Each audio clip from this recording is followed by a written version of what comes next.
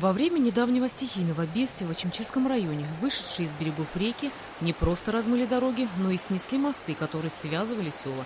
Всего из-за наводнения были разрушены 22 объекта, в том числе 16 мостов.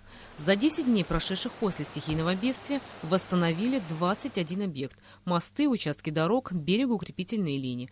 В результате стихии полностью был разрушен стратегически важный мост между селами Атары и Чгярда. В 10-дневный срок движение здесь также было восстановлено. Это очень значимый мост, по нему во время войны ездила техника, передвигались люди. И сейчас также передвигаются автомобили с одного села в другое. Люди там живут и на этом, и на том берегу сообщения. Есть больные люди, которые не могут ходить. Мы сделали все, чтобы облегчить им жизнь в самые кратчайшие сроки, восстановить движение. В этом году при расчистке рек введена новая технология – тетраподы. Тетраподы – это железнобетонные изделия в виде фигурных блоков, предназначенные для берегозащитных и оградительных сооружений. Главной задачей тетрапода является укрепление береговой дамбы, речных и морских прибрежных участков. Технологии раньше на реках Абхазии не применялись. Тетраподы – это четырехногие такие железобетонные изделия. Они в основном применяются в море, но мы решили, посоветовавшись с российскими специалистами, решили применить их вот на устье 3 рек, где пробивало постоянно балластные дамбы и откуда вода попадала в село. Во время паводков всем известно, что затопило более 200 дворов, и именно с этого места вот мы решили сделать такую конструкцию и защитить ее.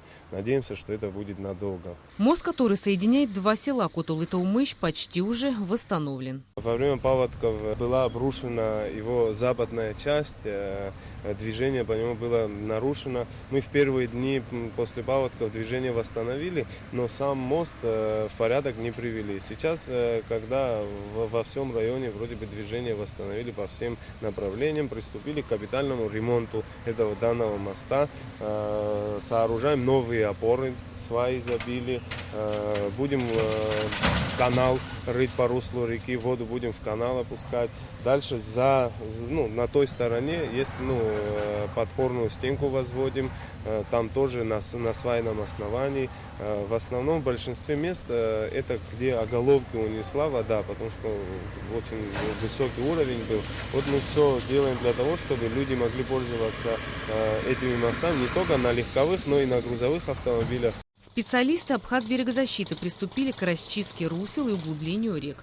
Устройство противопаводковых дамб. Есть и такие мосты, которые в результате наводнения просели. Их основание размыло водой. Сегодня здесь идут работы по восстановлению этих мостов. В основном работы выполнены на 70-75%. К паводкам мы готовы, можно так сказать.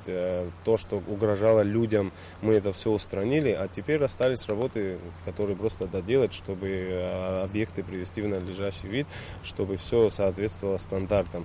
А людей мы уже защитили практически на всех объектах.